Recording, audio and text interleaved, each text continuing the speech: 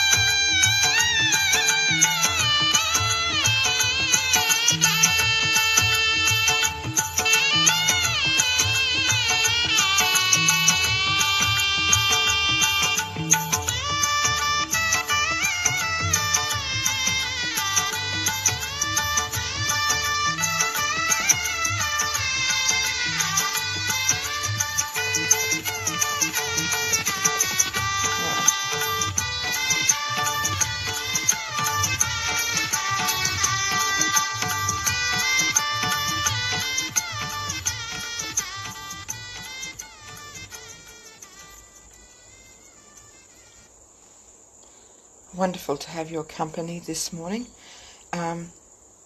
We just do a few little things and then we'll listen mainly to the talk this morning is what we'll do. But we'll start with the three great mantras.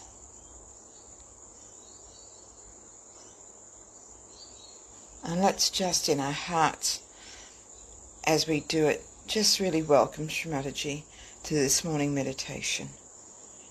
That through these mantras, really welcoming her, really desiring to have her presence here and within us, and that our attention is in our Sahasrara, and that our hearts are open, and so let's get on with that.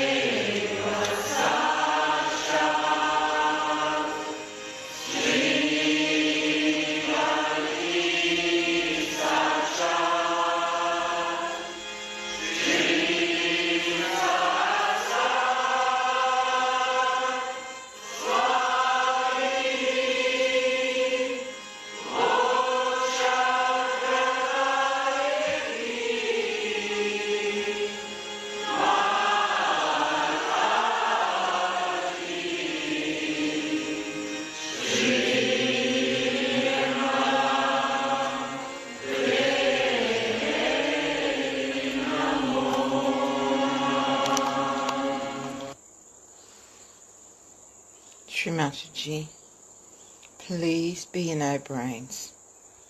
Please make your seat in our brains. Shri Mataji, please be the ruler of our brain.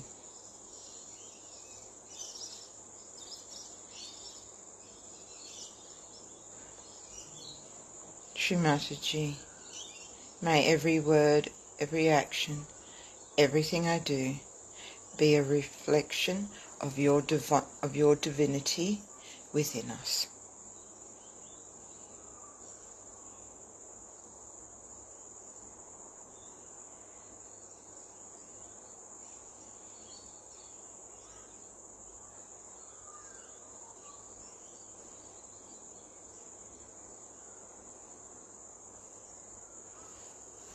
Let's do one mantra to Sri Ganesha.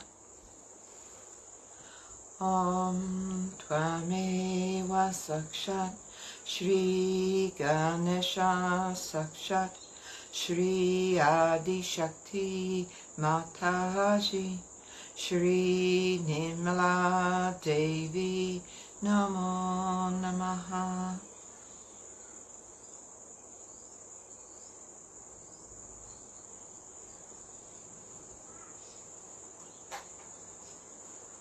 Let's now do the Lord's Prayer. Our Father, who art in heaven, hallowed be thy name. Thy kingdom come, thy will be done, on earth as it is in heaven. Give us this day our daily bread, and forgive us our trespasses, as we forgive those who trespass against us. And lead us not into temptation, and deliver us from evil. For thine is the kingdom, the power, and the glory, forever and ever. Amen. And let's just put our right hand across our forehead, bow our head slightly, and here, let's just say within ourselves, Mother, I forgive everyone, and I forgive myself.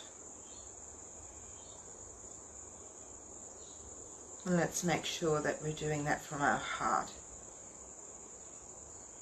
That whatever troubles us, or whoever we think has troubled us, crossed us, let's just forgive. And most of all, forgive ourselves, so that our hearts are open to others. Mother, I forgive everyone, and I forgive myself.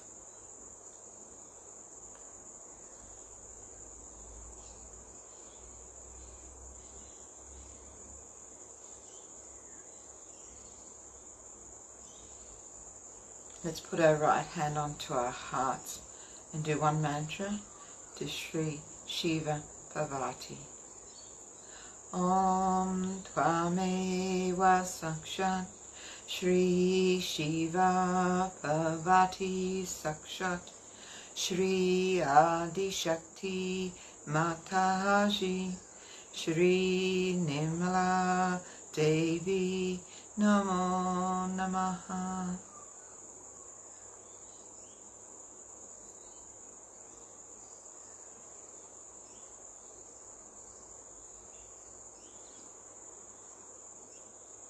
Shri Mataji, please fill my heart with the joy of my spirit.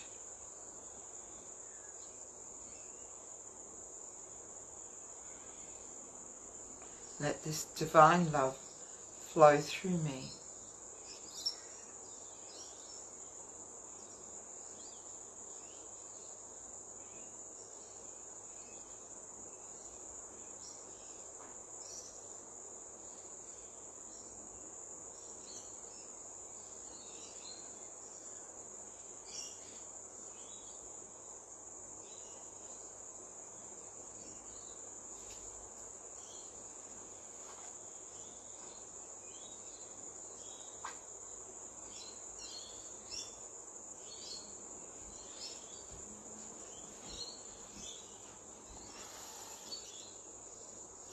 This morning I've chosen a Sri Durga Puja talk from Vienna in 1982.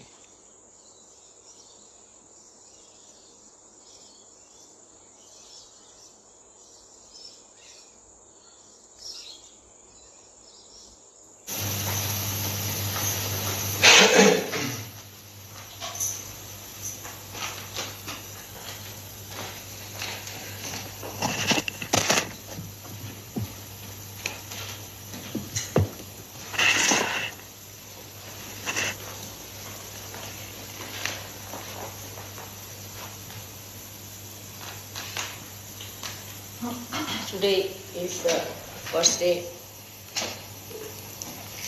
we are having this puja in this country of Austria.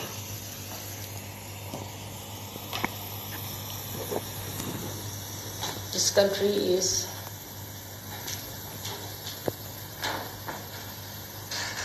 a historical country with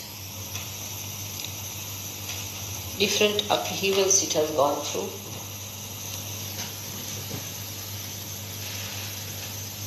We learned so many lessons in that.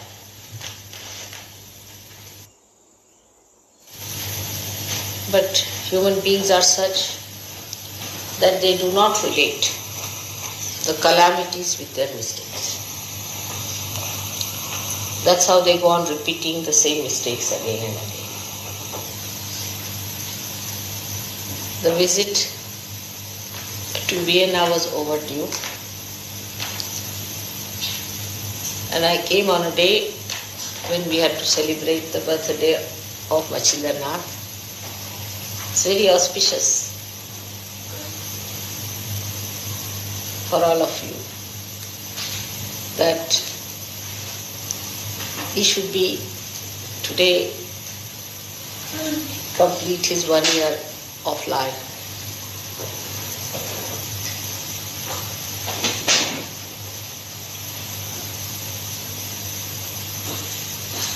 I bless him. All the flowers, the choicest flowers of beauty and bliss on him and his family, all his relations and his family.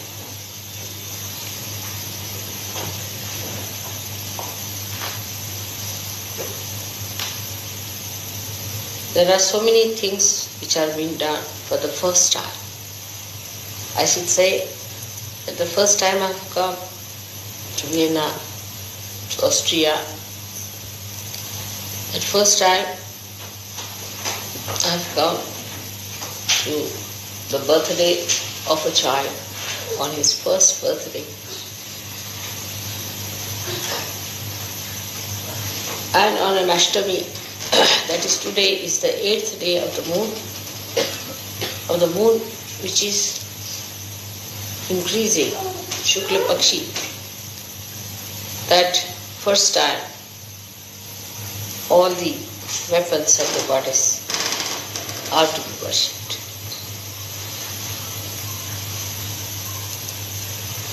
This was a great idea because these weapons work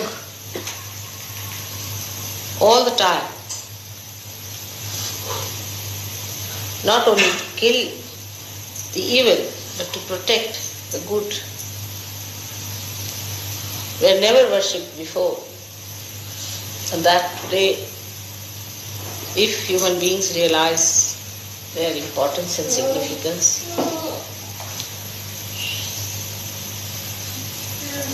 then lots of problems, the good, we have never worshipped before, and that today, if human beings realize their importance and significance,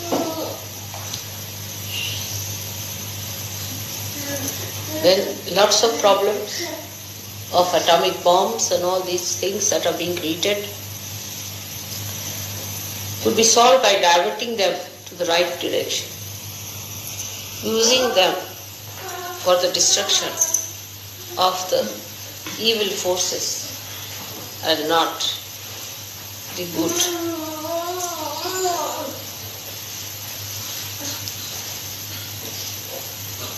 also for protecting human life, nourishing human life.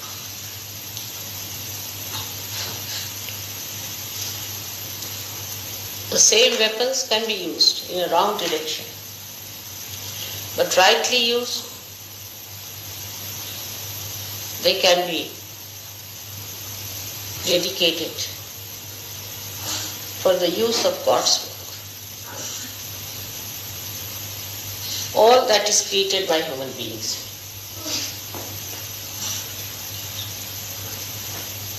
which looks apparently a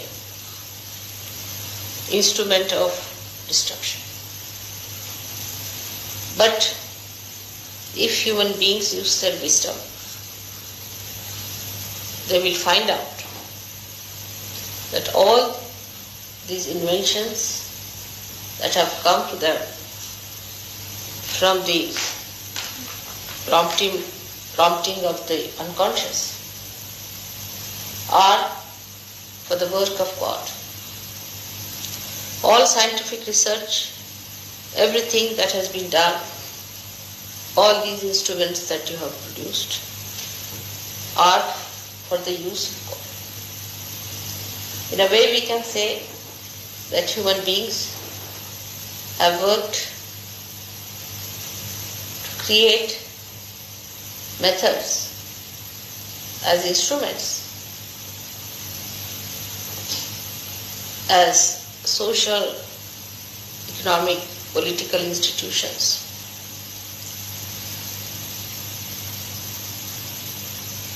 To advance the mechanism of God's work.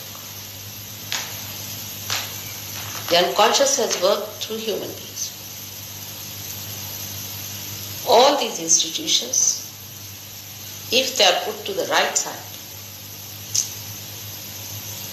of their activity and not to the hellish activity, they all can join together to complete the work of the day. Like in the East, people believe that God has created this beautiful body of human beings, and it is for human beings to create beautiful artistic clothes to enhance the beauty of what God has created, to glorify the beauty what God has created, to respect the beauty that God has created. And that's what has happened in many spheres of life, of human activities, and should have happened in all of them if they had used their wisdom.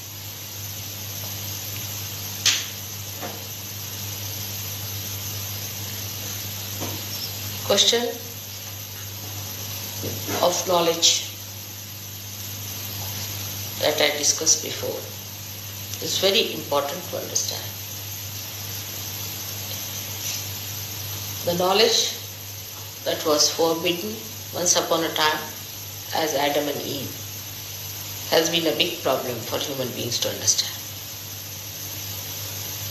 It was the case when God created human beings first time, apart from the celestial beings who were perfect. That he wanted to see if these human beings could grow in their population and in their awareness, in their innocence, they would become self-realized. But it was an experiment, and the human beings failed God at that time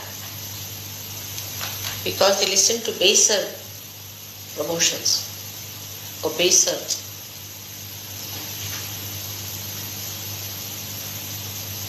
prompting.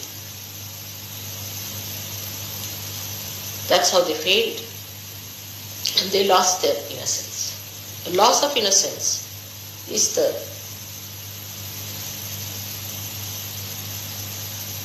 sin which was first committed. And that sin took a different turn for human beings. Now that knowledge, what thou said, is not this real knowledge. That was the avidya, the artificial knowledge, the knowledge that I am something, that I am the doer, the ego. Till the animal stage, there was no ego. And when the ego started growing, we can say that's the beginning of the original sin, that I am something. I am doing something. It's I who can do it. Alright? So God said, let's see. Let's see their little courage. And let them decide. So the plans were changed. One had to think now that we should get incarnations on this earth to help these people, to guide them, to put them into balance, to put them into proper understanding of dharma, so they keep to that balance. But every time, as I refuse to accept the balance. But this I goes very far from reality. Today also, when we come to Sahaja, I see people, they don't grow very fast. Because of this I, they have questions, they have doubts, they have problems. Because of this original sin, people cannot grow very fast. That I am the one, I am free. Why that? Why this? Who are you to ask questions? Who has made you? Have you made yourself? What did you do to become a human being? Why this kind of egoistical behavior towards God? Why God has made us? Why this thing? Who are you to ask any question? But it's so. The questioning goes on, and such people are very dangerous for search. If they have to come for puja, I'm worried. Not because anything will happen to puja, but we may lose them completely. Such egoistical, stupid people get lost. As a mother, I have simple compassion and love for them. And I feel sad that they could have been saved. But this questioning mind of theirs can drown them. This is the basic original sin that human beings have created. Apart from that, we have problem that we have come from animal stage to this stage. So there are animal brutal conditionings within us. Then we have gone through other conditionings which were created in the history by the same Mr. I, who started institutions, who started organizing religions. For example, take Christianity. Christ came here to break your ego.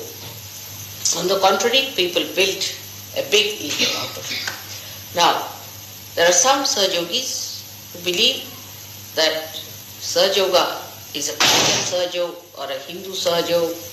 Still, that lingers on. That lingers on. That it is a Christian Sahaja. For Christians, it has to be Christian Sahaja. For Hindus, it should be a Hindu Sahaja. For Muslim, it is Muslim Sahaja. It must relate to Islam because they can't get out of their own conditioning, so it must relate to that. It must explain everything that is there. They can't get out. See something. It could be also a Catholic Sahaja or a Protestant Sahaja. Could be even deeper than that. Like that, you see, it goes on. So you pull Sahaja Yoga into your own categories, into your own small little cups. But it's just the other way around. Sahaja Yoga is the ocean, is a universal thing. It is a Mahayoga. It is not meant for Christians, Hindus, Muslims, or it's meant for human beings as they were. Have you got animals for Christians, Hindus or Muslims? This all comes because of the original sin only, that we are something. We are Christians, we are Hindus, we are Muslims. In Sahaja Yoga, one has to understand that all the rivers, whether it is the river Ganges, or the river Yamuna, or it is the river Thames, or your Danube, any river, that all of them flow into the same ocean and become the ocean. They say that when all the rivers flow in the river Ganges, they are all called as Surasari, means the river of the gods. No more people call them by this different name of the tributaries that are there. In the same way, Sahaja Yoga is the ocean. You cannot name it. Do not try to find its identity with other things. If you start doing that, then your mind will start becoming that small little cup. And moreover, if you are coming from some organized religions, it's very important to understand that organized religions make your cup even stronger. It doesn't dissolve. If it is a disorganized religion, then it's a cup of earthenware which can dissolve into this ocean. But if it is a solid, nice porcelain, Maison, then there is no possibility. Then you are adhering to all that conditioning, all that solidness, and then it's very difficult. All the time you have to bring in Christ, or you have to bring in Muhammad, or you have to bring in Zoroaster, or someone like that, who should be there to guide you. Now your guidance is your spirit, which is unlimited. So you don't have to bring any one of them. They are all within you. They are part and parcel. But to stick on to one person is again a sign that you are not expanding. You know that you are all. You have got Sri Krishna within you, who is awakened. You have got Christ within you. You have got Ganesha within you. You have got Brahmadeva within you. And you have got Muhammad within you. And you have got all of them. Moses, everyone within you. So how can you be identified with one person? The reason is you are still conditioned. And you want to drag it into your own condition.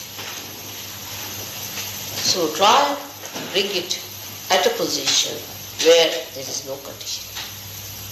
We can see our conditioning works so much with our style, because as human beings we have a habit of forming a closed sector. Whether it is ourselves, first we close ourselves as I am XYZ. Then we can club together as, say, we are, say, people who use fork and knives.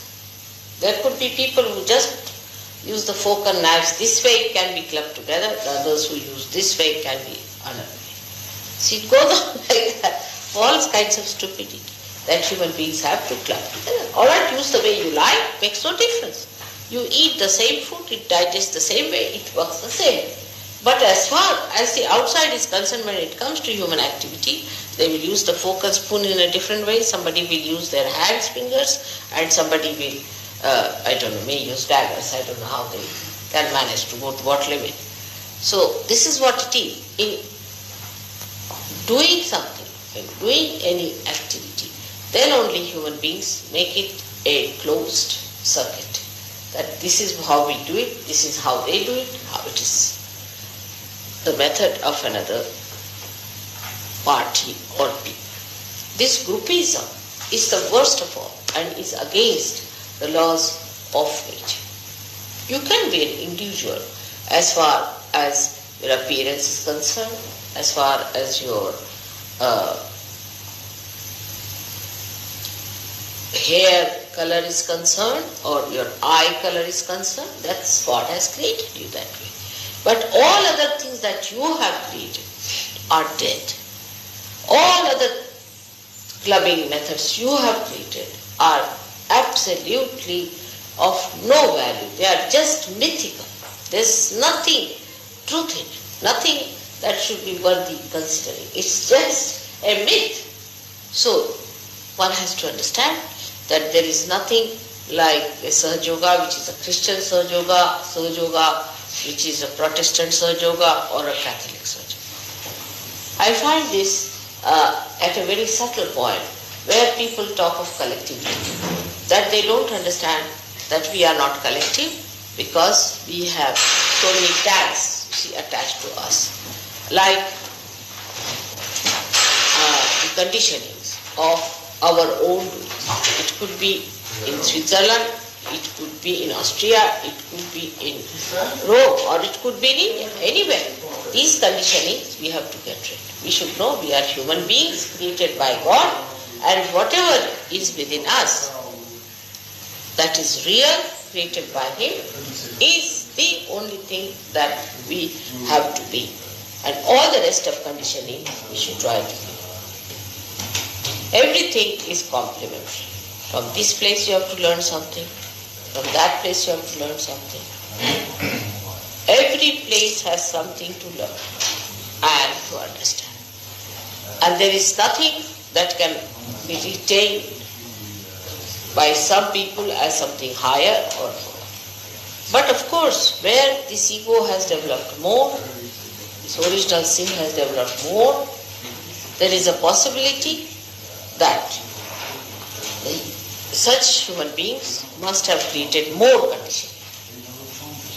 Naturally, the conditioning is much more. Or where they have been not told moving about religion, about God, and have been sticking on, like we can say in Africa and all these places.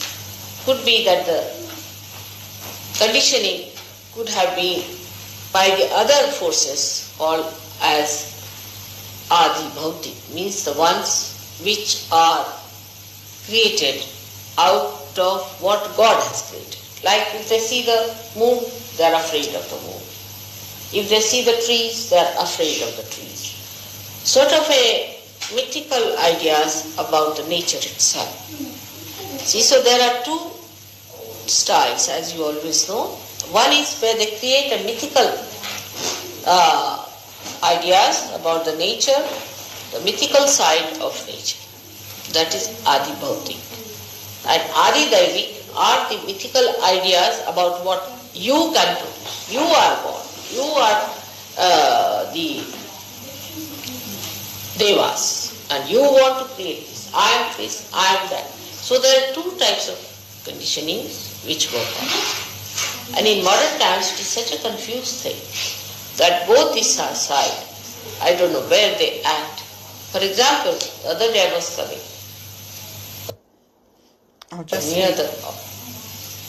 I'll leave that there. I'll post it afterwards. Let's just meditate silently, collectively together.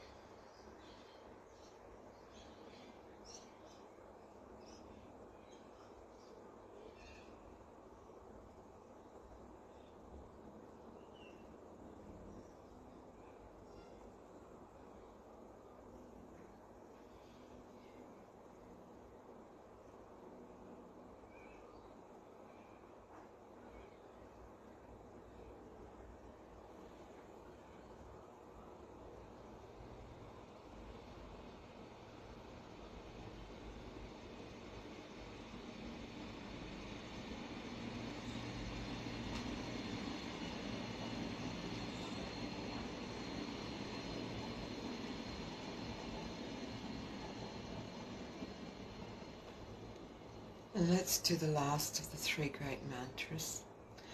Om Tvameva Sakshat Shri Kalki Sakshat Shri Sahasrara Swamini Moksha Pradaini Mataji Shri Nirmala Devi Namo Namaha.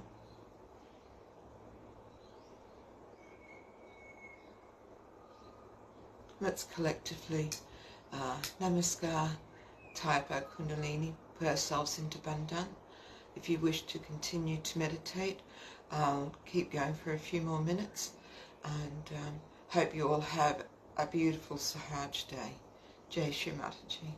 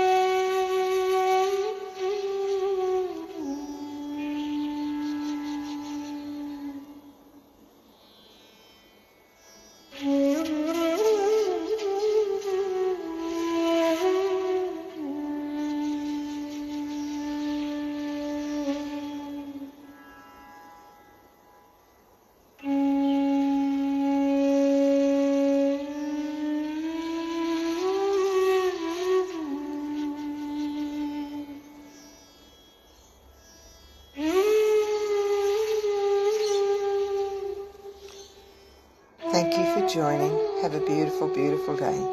Jai Shri Mataji.